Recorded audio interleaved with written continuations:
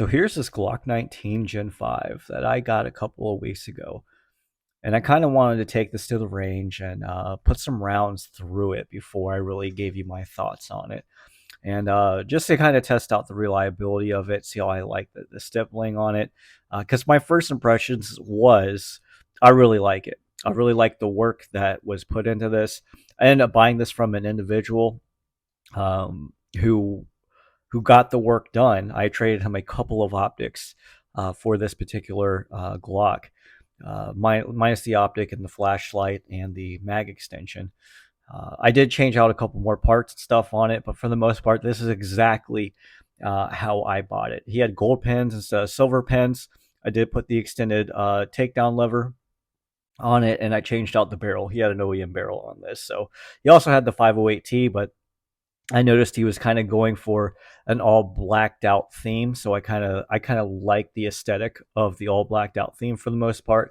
I don't have a black and silver Glock, so I have a lot of like gold and black and OD green and black, and so I just figured I'd switch it up. I had this barrel laying around, and I like the look of the barrel, and I basically will only put in a barrel just basically for the aesthetics. So barrel to me, I don't see any performance increase out of my purchasing an aftermarket barrel. It's just more to look cool and stuff. So I didn't have to spend any money on it. I already had it, so I figured why not put it in there. I have plenty of OEM barrels if I want to put it back in there. So I think it was very tastefully and well done initially. So I have no qualms about that. This is the first time I've ever got my hands on it, like on my own. Like I have friends that have stipple Glocks and stuff, but this is the first time I've been able to really like look detailed into it and touch it, and I've shot them before. You know what I mean? Like when it's yours, you're able to look a little deeper into the work and stuff. First impressions, man, it's like, yeah, it looks awesome. I really like the design that he picked for this. This is all hand stippled work from a company called Frank Castle Customs.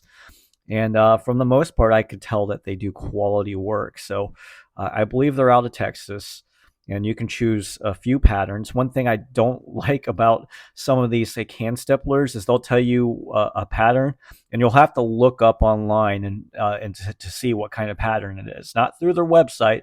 You'll have to like Google what their patterns are, like the list of patterns that they offer, and see which one you like. I wish um, hand stipplers would put their patterns on the actual website, so you could see what kind of pattern it is before as you're picking out options and stuff. So I'm not sure what pattern this is, but this came as a package, so you get the border work around it. You get the option to like leave the Glock logo and do some like custom work to your frame. I don't think they have the ability to remove the Glock hump like some other people will do. They do a double undercut, which their double undercut work looks pretty good. It's nice and smooth and stuff. And then they'll do a accelerator cut with the stippling powder pattern on the accelerator cut. So it looks relatively nice. Like I can tell it's been dremeled and stuff, but let's not kid ourselves. I definitely couldn't do anything close to looking like this. So it's a really good looking stipple job. Does it look like it came from the factory? No, not exactly, but that's okay. It's still very well done in its quality work. The package like this is going to end up costing you $350. It might be like 325, 350, depending on the options. And then and when you ship a firearm, it's going to cost you uh, $30 to $50, depending on what carrier that you use. So you're looking at a $400 stipple job just for the frame, plus the fact that the carrier could lose or steal your firearm. So that's always what's kept me away from getting stipple work done. The only stipple work that I'm able to do locally is all laser stippling, which laser stippling is it's probably fine, but I think hand stippling is superior to laser stippling. There's only a few people that I would want to hand stipple or stipple my firearms. DEFCON 3 is probably my number one pick. Frank Castle Customs is another one. Sonoran Defense is another one. And there's like three others that I looked into that I liked their work and saw that they were quality. Obviously, agency does a great job, but you have to do like the whole agency package, which is like I think it's like damn $1,600 for an agency package on your Glock, which is just insane. So that'll probably never happen for me. But that's about the going rate, about $350. But I've been on DEFCON 3's wait list before for the Stippling package. Unfortunately, when they notified me that he was taking uh, names for his wait list and stuff, you have to put the money down and stuff in order to get on that wait list. I did not have the money available before that wait list filled up. It filled up within 30 minutes after I received that notification. So DEF CON 3 is probably like the premier stippling person that I've seen. He does very good work. I've been wanting to get a Glock stippled and cerakoted by him for a very long time now. But I have no qualms about the stipple work that Frank Castle Customs does. I think they did a fantastic job.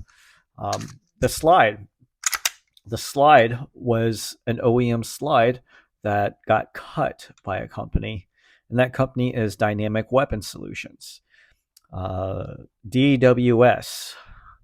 And this particular cut is the Reaper Mark III. And according to their website, you can get this particular cut right now done for $200 plus shipping. So you're looking at about $225 to get this cut. Plus, you have to send your OEM slide. And as far as their slide work goes, it looks really well done. I don't see any machining work. There's a lot of cuts into this, which it takes a lot more time to do these little cuts and stuff. This is probably one of the like it's probably the most cuts that I've seen in an OEM slide available. Like JagerWorks, they do great work, but they don't seem to do as much work to their slide as like DWS. They did some extra chamfering on the front here. They did some angled slide cuts, which is kind of nice. So they had to go a little bit deeper into the sides of the slide in order to do that. They did slide cut the front, then window cut the top, window cut the side, and then cut out this little section here. They did Cerakote this afterwards, and this is probably well broken in because the action on this is absolutely buttery smooth, which I really like. Although I did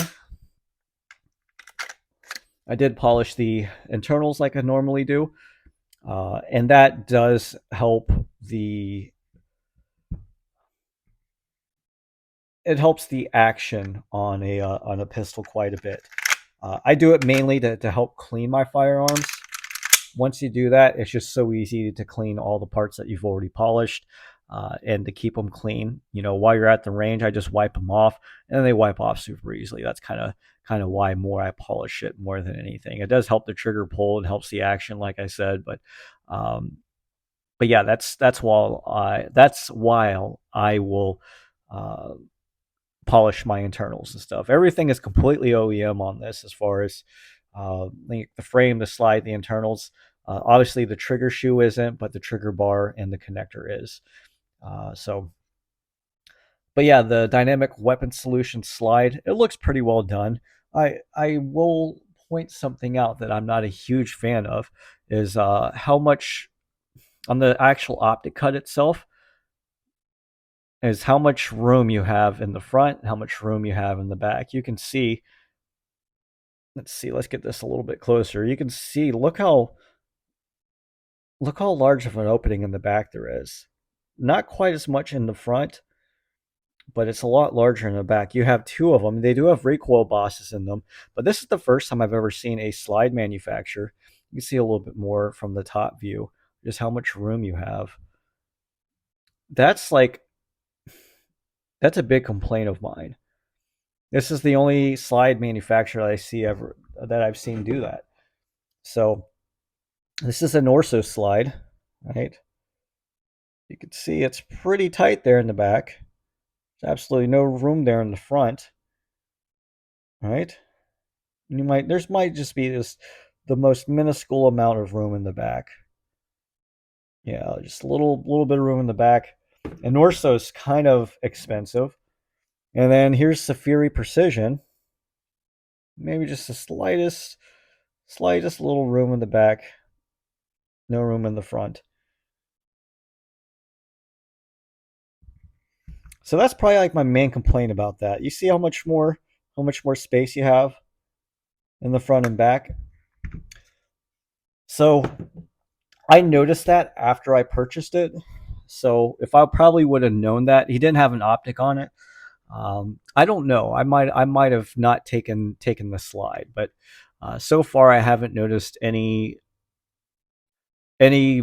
issues with zeroing the actual optic. It's held up, but what I'm afraid of is over time, as these screws deteriorate and the more that you're putting pressure on it from the slide reciprocating, the I'm afraid that the screws are going to shear off and my optic's going to go flying, and then I'm going to have to drill and tap the rest of the screw that's stuck in the slide, and it's going to be a big pain in the ass. That's what I'm afraid of. Is that going to happen? I don't know. It does have recoil bosses on there, but to me, if you're going to be like a premier slide manufacturer, you need to get rid of that slop on your optic cut, in my opinion. I remember back in the day when manufacturers were doing optic cuts, they used to require you to send out your optic to them so they could get the tightest fit of your optic to the slide as they possibly could. I kind of wish people still offered that option, because not all optics are going to have the same tolerances. There's going to be a little bit of, you know, a little bit difference in tolerances even between the same optic and whatnot. Even if it's like thousandths of an inch, it's still going to be there. And then obviously RMR cuts aren't all the same. An RMR is going to be different from a 508. It's going to be different from a 507. It's going to be different from like, a an optic plate going from like an RMR to an acro or something if you wanted to do that. So uh, that's probably my main complaint with the slide work and stuff. But other than that, it's very smooth. It's all Cerakoted, so the you can see the difference, and it's more of a matte black than a shiny black. But this NDLC coating on a OEM Glock slide, it's fantastic. It's probably my favorite coating. It's a little slick, but it holds up really well. It's probably my favorite coating so far that I've put on a Glock, and you can kind of see the what they did to the actual nose there. I kind of wonder if this ramjet will even fit on this anymore, since they changed the profile of the slide and stuff. But uh, yeah, I didn't notice that they beveled the front of that up a little bit, or chamfered. You can see that little slide cut. So they did a lot of work on the actual slide itself, which is nice. Some people like a little bit of change, or they just want the functionality, so they just want the front slide serrations, which a Glock already has, or the ones on top to help with your press checks. Or some people, that's how they rack their gun now, especially if you have an optic. Sometimes it's a little bit hard to come through the rear. Some people don't like to hold the optic. To me, I don't like to hold the optic, because that just puts on more wear and tear and pressure on the optic than I want to put on it. The less I can do, the better, in my opinion. And that's why I like the Radiant Guardian so much, is because this is probably the most durable way to put on an optic, and those screws are substantial. So I am absolutely not afraid of racking off the optic or the guard, and I think that it's just an extremely durable way to mount an optic. Definitely superior over this type of mounting system. But that's the main work on the slide and the frame. I just want to get that out of the way because they're probably what is most on people's minds. Another thing I noticed is these aren't suppressor height sights. So these are suppressor height Trijicon sights, right? So they sit a little bit further down. But what I find interesting is I'm basically co-witnessed on these sights, and I'm zeroed, and I'm zeroed on this one, and it's almost co-witnessed too. So I don't know. I don't think that the height matters all that much. At least I haven't noticed at the ranges that I've used, at the distances that I shoot at. I shoot between 7 and 10 yards for the most part. With pistols, I shoot between 50 and 100 right now for my ARs, especially if I'm just conferring my zero and stuff. But sometimes I'll go out a little bit further with pistols. I didn't go out any further than 10 yards yesterday, at least with this one. But I'm not sure who makes the sights on here. They're not branded or marked, but it's got a very large U-notch in the back and a little thin post in the front. So there's a lot of play back and forth like this, which works, but I like a little bit less play. Like that has a little bit less play in it. And let's see what this one looks like. This one, actually, I quite like the sights on this one. So there's a little bit of play on it, but these sights were super cheap. Those are just Strike Industries sights, but they work they work well. I have no qualms about it. And then these are pretty low profile, and there's not a whole lot of play, but I think that front sight post is pretty thin. There's quite a bit of play between that front and rear sight if you're using your rear iron sights and stuff. Um, I had these cross armory. I had a full set. It's like the mag catch, the back pin, the trigger pin, and the extended takedown lever. I always like extended takedown levers. It just makes disassembling the firearm that much easier. It just not that it's hard, but it makes it a lot easier. And as much work as I do to Glocks, I think it's worth it. So I had the pin set laying around. I just decided to change out those gold pins for silver, and since I had this anyway, go ahead and put that on there. And then the barrel, it's from a company called Live Free Armory, one of the few manufacturers that do flush and crown barrels. Agency does it, Zafiri Precision does it, Thrash Tactical does it, but I think that's it. Everyone else extends past the slide, which isn't bad, but you got to remember if we were to drop the slide, you could bend the barrel to the point where you damage your firearm if you end up shooting it. So I like the work that this barrel, or how this barrel looks, I should say, and they do some straight fluting and some cuts right there. Got a little eagle on the side, but Live Free Armory's kind of a budget brand. But I have not had any issues with this barrel, and I like the look of the barrel, so I kind of put it in there. I have plenty of Glock OEM barrels, so if I ever have an issue, I'll just switch it out. It's a Overwatch Precision polydat trigger, so it's a polymer version of their tack trigger. A black on black. There's your take up. Hit the wall. Nice clean break. Here's your reset. Right there. Nice reset. Back at the wall. Nice clean break.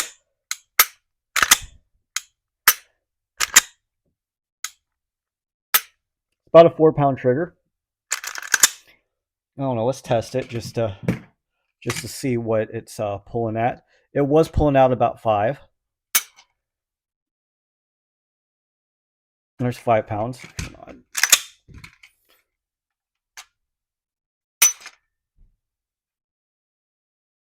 A little over 4.5 there.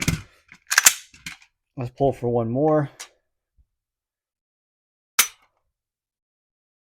And a little over 4 3/4. So I didn't get that much poundage taken off of it by polishing it, but very smooth. You don't want like a super light trigger for a duty style trigger anyway. So it's a decent trigger. I do feel a difference between this and the aluminum versions, but it's still an Overwatch trigger. The mag release button. I don't know who makes this mag release button, but I really like it. In fact, I'll probably end up texting the guy and just asking him who makes that mag release button because, like on the OEM ones, right? Here's my grip. I can't engage the magazine release button without breaking my grip, right? I definitely have to break my grip in order to release it. But with this, here's my grip on it. I don't have to break my firing grip in order to engage the magazine release button. So that's a really nice feature. I quite like that. I think I could do it with this one, right? But this one, the magazine release button's it's not polymer, it's aluminum. So this is going to wear out your magazines a little bit more. And then Strike Industries, I can do it with the Strike Industries one, but people laugh at me because it's Strike Industries. So I don't know. This is a nice magazine release button. It's still polymer, like I said, and it's one of the few that I can still engage without breaking my firing hand grip, which is kind of nice. So I'm going to need to ask him who made that. The backplate, it's either Zev or Agency. I don't know, but it's just a black dimpled. It is aluminum as well. I put a TLR 7A on here. Probably my favorite concealed carry light. Nice little holster there. And then it's got a SLR Magwell on here. And let's compare that to, here's an Overwatch. And here's a Tyrant. I have some other Magwells as well. People really seem to like SLR, but I haven't noticed a huge difference in Magwells, except for the polymer ones. Do not ever buy a polymer Magwell. Always buy metal ones. People seem to really like the SLR Magwells, and it's more of a matte look compared to this one. That's more of like a sheen or shiny anodized. So if you're looking like for a little more subdued colored Magwell, SLR is kind of the way to go. I normally just get Magwells because it helps with my grip. I don't really notice that much as far as feeding a magazine more, but I like how it feels on the compact grip. It pushes my pinky up, it pushes my hand up into the bottom of the frame on underneath the undercut right there. It helps my grip substantially having the Magwell on here. I can feel it much more than no Magwell. So that's kind of why I put Magwells on it. And he put that Magwell on there. And the only downside to Magwells is not all magazine extensions are going to fit with every Magwell. So that's just kind of something to keep in mind. So, but that's basically all that I can talk about with this firearm. I think it's been pretty well done, and I'm pretty happy with it. I probably spent way too much for it. I probably have with I traded two optics for the complete firearm and stuff. But to me, it's going to be easier for me to repurchase the two optics, and I have about 1350 and the two optics. It'll probably be easier for me to repurchase those two optics than it would be for me to send off both my slide and my frame and get that all done and stuff. So I think he got the better end of the deal, if I'm being honest. But I'm okay with it. Uh, I like the fact that I could get this all at once without having to wait. And uh, he did quality work and stuff, or he picked quality manufacturers and parts and people who did actual work. So um, I could tell from his choices that he wasn't just some some random guy who decided to pick Frank Castle Customs and Dynamic Weapon Solutions. This was kind of like the end build like 2 years ago, especially when I was like searching YouTube videos on both Frank Castle and Dynamic Weapon Solutions.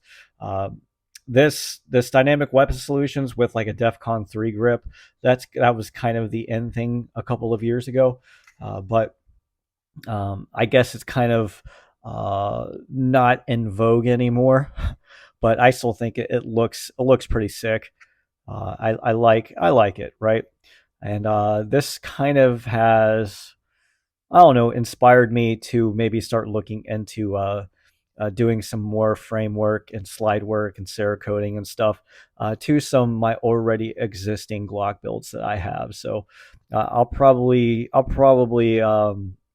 Cerakote and stipple a few frames from Sonoran Defense just to give it a shot, because they'll stipple and do the Cerakote all at the same time for like your slide and your frame, and they'll stipple it.